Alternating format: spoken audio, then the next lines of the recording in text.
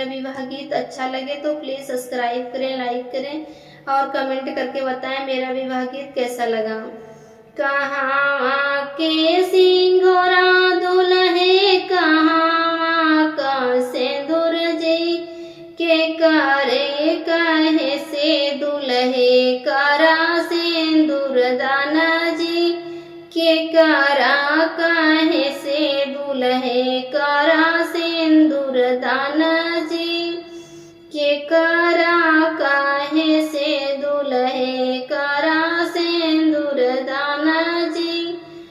अयोध्या का सिंघोरा सासू अवधा का सिंदूर जी पापा जी के कहे से हम करें सिंदूर दाना जी पापा जी के कहे से हम करें सिंदूर दाना जी।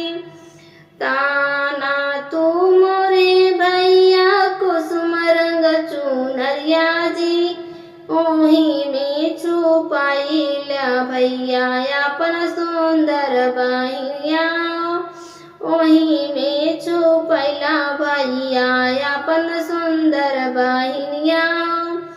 काहे के किहा पापा अपन सिया दाना हो काहे का किहा पापा अपन सिया दाना हो दिया के दाना करते फटे मोर छाती हो दिया के दाना करते फटे मोर छाती हो।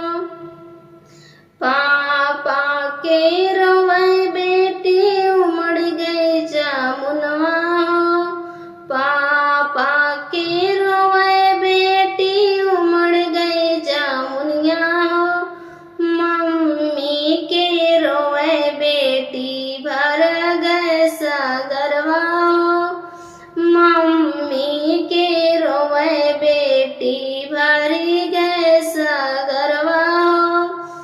तोहारे ही रोवे बेटी नैहर लोग रोवे हो तोहारे ही रोवे बेटी नैहर लोग रोवे हो।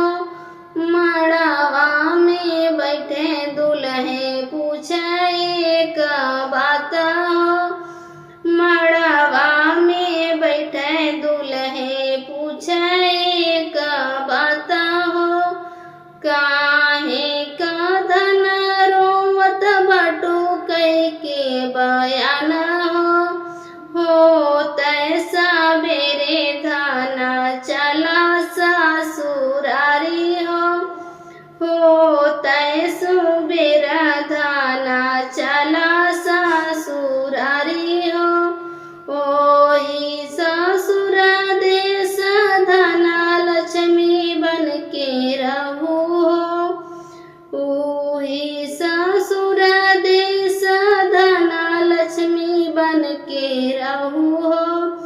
कहाँ के सिंगोरा दुल्हे कहाँ का सिंदूर जी कहाँ का सिंदूरा दुल्हे कहाँ का सिंदूर जी के करे काहे से दुल्हे करा सिंदूर दाना जी के करा काहे से दुल्हे करा सिंदूर दाना जी।